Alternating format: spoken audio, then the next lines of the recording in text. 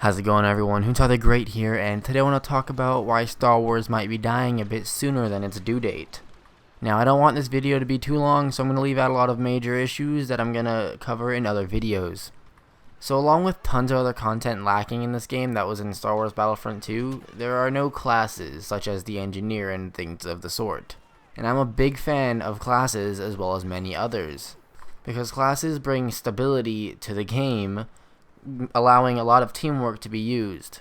Otherwise, anyone is running around with whatever they want and playing however they please without any real strategy. The class system really separates the gameplay and allows for better and longer gameplay, as you have to grind to unlock weapons in each category. This eliminates the problem of simply unlocking every weapon by leveling up.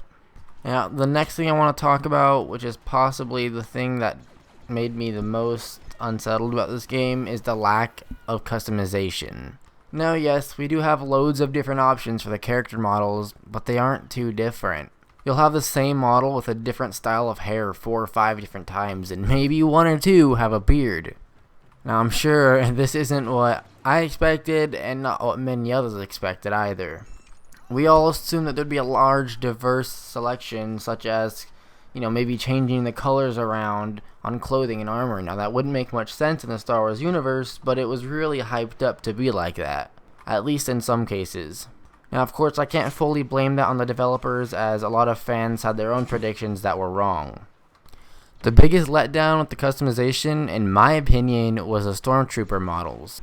You start off with the base character model who has a helmet, and then branch off into random stuff, just like the Rebels, of different races and, females and males with different hairstyles and beards and stuff. Although, on a side note, the Stormtroopers shouldn't really have their helmets off at all, really. But for 39 levels, you're going around with simply 2 choices. Have someone with a helmet, or choose the same model a little bit older and with a beard, maybe. But once you reach level 40 with the Stormtroopers, you get a different model. But, that's the only other one you get until 10 more levels, when you get the Shadow Trooper at level 50. Now, even the Rebels have more options. When you reach level 40, I think you unlock about 3 different races. Don't quote me on that. And yeah, that's cool, but why do you have to unlock all of them at the same time? I would have much preferred to have them spanned over 40, 43, 45, instead of unlocking them all at once. I mean, I was expecting to have, wounds across their faces, blood stains all over their clothing, the Stormtroopers having blaster shots, or, damage done, blood all over them, stuff like that.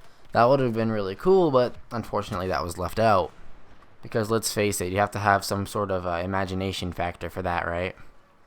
Moving on, I want to point out that the co-op gameplay, whether it be split screen or with a friend online, is absolutely terrible. After a few games of survival or the missions or the training, it gets really boring and repetitive.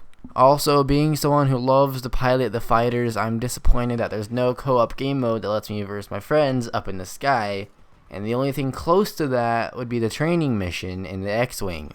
Sadly, it's the only thing that even comes close to a campaign experience.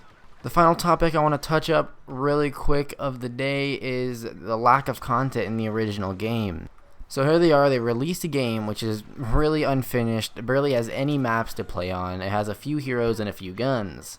And then they say, hey, you want all the DLC all in one? Pay $50, they're making you pay for the game all over again.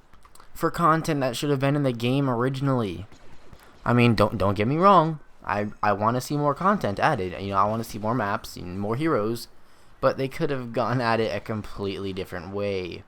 But we all know how developers work these days, and that's how it's gonna go. Anyway, that's all for this video. I hope you guys enjoyed. Leave your thoughts on the game in the comments below, and have a nice day, night, or evening.